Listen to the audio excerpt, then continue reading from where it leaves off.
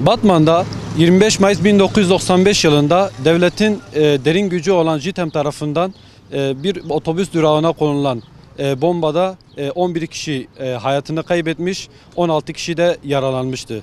Şu anda bulunduğumuz yer tam da burası.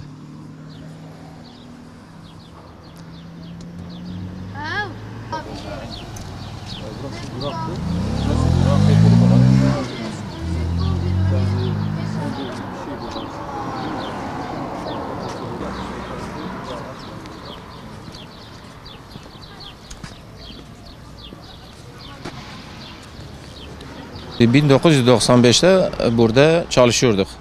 Burada bu minibüs durağıydı burası. 4-5 tane bufa vardı burada. Benim de bufam vardı burada. Çaycılık yapıyordum o minibüslere. Saat 6-7 o saatlerdeydi. Böyle bir duman oldu. Biz de içeriye girdik. Sıcaktı çok hava. İçeriye girdik. O kulübenin içindeydik. Yanımda 2 tane arkadaş da oturuyordu. Ben ayaktaydım. Bir saat o bomba saatliydi. Öyle zilleri çalıyordu ama ben saatli bomba ne olduğunu da bilmiyordum. Gerçekten de bilmiyordum. Birkaç sefer işaret verdi. Ondan sonra patladı.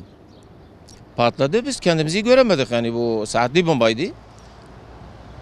O yanımdaki arkadaşlar zaten parça parça oldular, yani kimin bacağı koptu, kimin kolları koptu. Adamlar belki 500 metre adam parçaları fırladı her bir tarafa. Devletin JITEM'i yaptı bu olayı. Biz yani öyle sonradan Batman valisi Salih Şaman bir açıklama yaptı bir kanal televizyonunda. Dedi biz olayı yapanı yakaladık. Yalnız Diyarbakır valisi o adam bizim adamımızdır diye emniyet amirinden alıyor. Onları serbest bırakıyor. Ondan sonra yüzlerce kişiyi tutukladılar. Olayı kapatmak için. Hani adamları çok mağdur ettiler. Yüzlerce kişiyi mağdur ettiler. Biz bilmiyoruz yani. Adam kimdir, necisi diye biz bilmiyoruz. Yalnız devlet adamı üstlendi dedi. Biz yapmışız bu olayı. Tabii unutmayacağız yani. Biz ölünceye kadar bunu unutmayacağız. Bu yani kötü bir şeydir. Ne isteyeceğiz adam? Kaç yıldır ne kimse bizi sordu. Ne kimse bizi bilgilendirdi. Hiç bizden bir şey sorulmadı. Yalnız olayı kapattılar. Biz öyle biliyoruz yani. Şimdi bu olayın çıkmasını istiyoruz yani.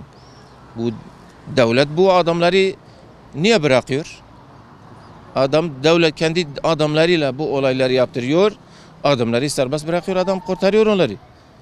Yani bu zulüm bir şeydir yani. Biz bunu lanetliyoruz. Yani Türkiye neresinde olsa olsun böyle pis işler insanlara zarar veriyor.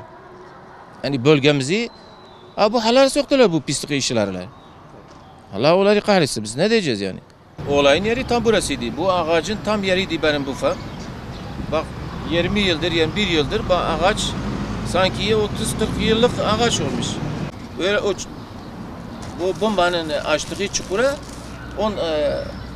2-3 yıl önce bu ağacı diktiler.